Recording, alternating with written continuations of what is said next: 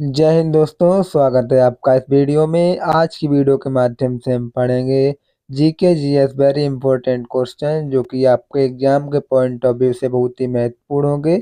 यदि आप किसी भी गवर्नमेंट एग्जाम की तैयारी कर रहे हैं तो ये क्लास आपके लिए बहुत ही महत्वपूर्ण होने वाली है, क्योंकि इस क्लास में हम हिस्ट्री के बहुत ही इम्पोर्टेंट क्वेश्चन डिस्कस करेंगे।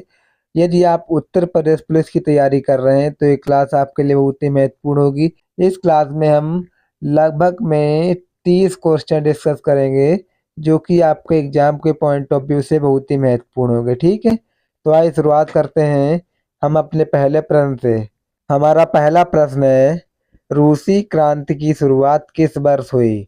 तो आपके ऑप्शन है 1916 में, 1917 में, 1918 में या 1919 में। तो इसका सही उत्तर हो जाएगा, रूसी क्रांति की शुरुआत हुई थी 1917 ईस्वी में। आपको याद रखना है। ठीक है, अगला क्वेश्चन है, union of Soviet socialist Republic कब अस्तित्व में आया? तो आपके ऑप्शन है 1920 में, 1921 में, 1922 में, 1923 में। तो इसका सही उत्तर हो जाएगा जो आपका यूनियन ऑफ सोवियत सोशलिस्ट है 1923 ईस्वी में अस्तित्व में आया था। आपको याद रखना है। अगला क्वेश्चन है, वैज्ञानिक समाजवाद का सिद्धांत किसने दिया? तो आपके ऑप्शन है एंगल्स ने, कार्ल मार्क्स ने, ए या बी दोनों ने, या इनमें से कोई नहीं। तो इसका सही उत्तर हो जाएगा जो आपका ए और बी, यानी जो आपके एंगल्स कार्ल मार्क्स हैं, इन दोनों ने वैज्ञानिक समाजवाद का सिद्धांत दिया। आपको याद रखना है। अगला क्वेश्चन है, चीन के जनवादी गणराज्य की स्थापना कब हुई? तो आपके ऑप्शन है 1947 में, 1948 में, 1949 में, 1950 में। तो आप याद रखना, चीन के जनवादी गणराज्य की स्थापना 1949 में हुई थी। आपको याद रखना है। अगला क्वेश्चन है, यूरोप का मरीज किसे कहा जाता है? तो आपके ऑप्शन है प्रशा को, जर्मनी को, तुर्की को, या इनमें से कोई नहीं। तो आप याद रखना, यूरोप का मरीज हम कहते हैं तुर्की को। आपको याद रखना है। अगला क्वेश्चन है, फासिज्म का जन्मदाता किसे कहा जाता है? तो आपके ऑप्शन है मुसोलिनी को, हिटलर को, बिस्मार्क को, डियाज को। तो इसका सही उत्तर हो जाएगा, फासिज्म का जन्मदाता हम कहते हैं मुसोलिनी को। आपको याद रखना है। अगला क्वेश्चन है, निम्नलिखित में से किस व्यक्ति ने एक राष्ट्र एक नेता का नारा दिया था? तो आपके ऑप्शन है हिटलर ने, मुसोलिनी ने, लुइस होल्बे ने, या लेनिन ने। तो आप याद रखना, एक व्यक्ति एक राष्ट्र का जो नारा दिया था वो दिया था हिटलर ने। आपको याद रखना है। अगला क्वेश्चन है, त्रिगुट का निर्माण निम्न में से किस देश ने किया था? तो आपके ऑप्शन है इटली ने, ऑस्ट्रिया ने, जर्मनी ने, या इनमें से सभी।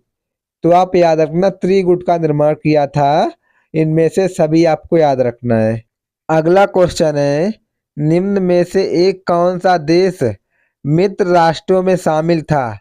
तो आपके ऑप्शन है इंग्लैंड, जापान, अमेरिका, या ये सभी।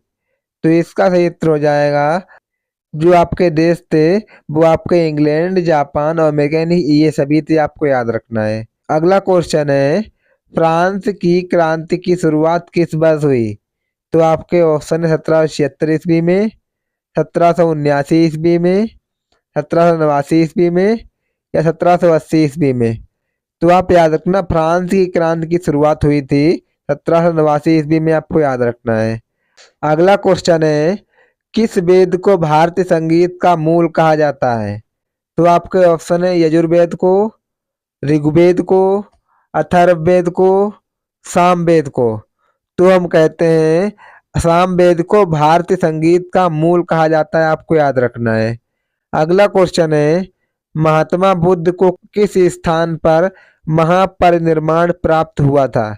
तो आपके ऑप्शन है सारनाथ में, बोध गया में, वैशाली में, कुशीनगर में। तो आप याद रखना, महात्मा बुद्ध को महापरिनिर्वाण जो हुआ था प्राप्त, वो हुआ था कुशीनगर में। आपको याद रखना है। अगला क्वेश्चन है, महात्मा बुद्ध ने अपना पहला उपदेश कहाँ दिया था? तो आपके ऑप्शन है बोध गया में, कुशीनगर में, श्रावस्ती में, सारनाथ में। तो आप याद रखना, महात्मा बुद्ध ने अपना पहला उपदेश दिया था सारनाथ में, आपको याद रखना है। अगला क्वेश्चन है, बुद्ध का जन्म कहाँ हुआ था? तो आपके ऑप्शन है लुम्बिनी में, श्रावस्ती में, कुशीनगर में, सारनाथ में। तो आप याद रखना, बुद्ध का जो जन्म हुआ था वो लुम्बिनी में हुआ था, आपको याद रखना है। अगला क्वेश्चन है, जैन धर्म की पहली संगति कहाँ हुई थी?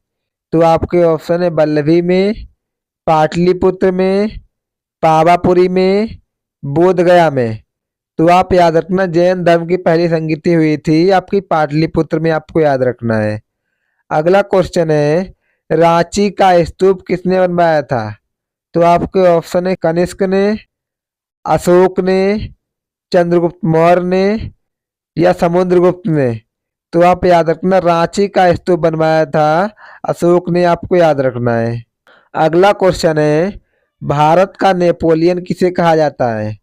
तो आपके ऑप्शन है पुष्यमित्र को, चंद्रगुप्त मौर्य को, समुद्रगुप्त को, या कनिष्क को। तो आप याद रखना, हम भारत का नेपोलियन कहते हैं समुद्रगुप्त को, आपको याद रखना है। अगला क्वेश्चन है, हड़प्पा नगर की खोज किसने की थी? तो आपके ऑप्शन है रविंद्र सिंह बिष्ट ने, दयाराम साहनी ने, एजी मजूमदार ने, या ध्रुवी ने। तो आप याद रखना, हड़प्पा नगर की खोज की थी दयाराम साहनी ने, आपको याद रखना है। अगला क्वेश्चन है, विश्व में नव जागरण की शुरुआत किस देश में हुई? तो आपके ऑप्शन है इटली में, ब्रिटेन में, फ्रांस में, जर्मनी में। तो आप याद रखना, विश्व में नव जागरण की शुरुआत हुई थी इटली में, आपको याद रखना है। अगला क्वेश्चन है, यूरोप में धर्म सुधार आंदोलन की शुरुआत किसके प्रयासों से हुई? तो आपके ऑप्शन है मुसोलिन के प्रयासों से, कार्ल मार्क्स के प्रयासों से, हिटलर के प्रयासों से, या मार्टिन लूथर के प्रयासों से। तो आप याद रखना, यूरोप में धर्म सुधार आंदोलन की शुरुआत हुई थी मार्टिन लूथर के प्रयासों से, आपको याद रखना है। अगला क्वेश्चन है, तुम मुझे खून दो मैं तुम्हें आजादी दूंगा किसका नारा था?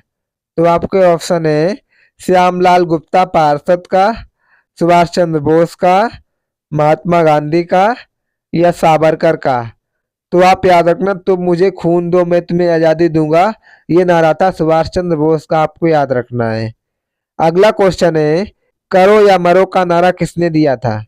तो आपके ऑप्शन है मोतीलाल नेहरू ने, महात्मा गांधी ने, जवाहरलाल नेहरू ने, या इनमें से कोई नहीं। तो आप याद रखना, करो या मरो का नारा दिया था महात्मा गांधी ने, आपको याद रखना है। अगला क्वेश्चन है, दिल्ली चलो का नारा किसने दिया था? तो आपके ऑप्शन है विनायक सावरकर ने, जवाहरलाल नेहरू ने, सुभाष चंद्र बोस ने, भगत सिंह ने। तो आप याद रखना, दिल्ली चलो का नारा दिया था आपके सुभाष चंद्र बोस ने, आपको याद रखना है। अगला क्वेश्चन है, इंकलाब जिंदाबाद का नारा किसने दिया था? तो आपके ऑप्शन है भगत सिंह ने, हजरत मोहानी ने, राम प्रसाद बिस्मिल ने, मोहम्मद इकबाल ने। तो आप याद रखना, इंकलाब जिंदाबाद का नारा दिया था भगत सिंह ने, आपको याद रखना है। अगला क्वेश्चन है, ओणम त्योहार किस राज्य में मनाया जाता है? तो आपके ऑप्शन है पंजाब में, तमिलनाडु में, केरल में, महाराष्ट्र में। तो आप याद रखना, जो ओणम त्योहार है वो आपके केरल में मनाया जाता है, आपको याद रखना है। अगला क्वेश्चन है, द्वितीय विश्व युद्ध के दौरान अमेरिका ने किस शहर पर परमाणु बम गिराया था? तो आपके ऑप्शन है नागासाकी पर, हिरोशिमा पर, ए या बी दोनों पर, या होन्शु पर। तो आप याद रखना, द्वितीय विश्व युद्ध के समय अमेरिका ने नागासाकी और हिरोशिमा दोनों पर परमाणु बम गिराया था, आपको याद रखना है। अगला क्वेश्चन है, प्रथम विश्व युद्ध में अमेरिका किस वर्ष शामिल हुआ था? तो आपके ऑप्शन है 1916 ईस्वी में, 1917 ईस्वी में, 1918 ईस्वी में, 1915 ईस्वी में। तो आप याद रखना, प्रथम विश्व युद्ध में अमेरिका जो था वो 1915 ईस्वी में शामिल हुआ था, आपको याद रखना है। अगला क्वेश्चन है, जर्मनी का एकीकरण किस युद्ध के पश्चात हुआ? तो आपके ऑप्शन है, प्रसा इटली के युद्ध के पश्चात, प्रसा फ्रांस युद्ध के पश्चात, जर्मनी इटली के युद्ध के पश्चात, जर्मनी फ्रांस के युद्ध के पश्चात। तो आप याद रखना, जर्मनी का एकीकरण हुआ था प्रसा फ्रांस युद्ध के पश्चात, आपको याद रखना है।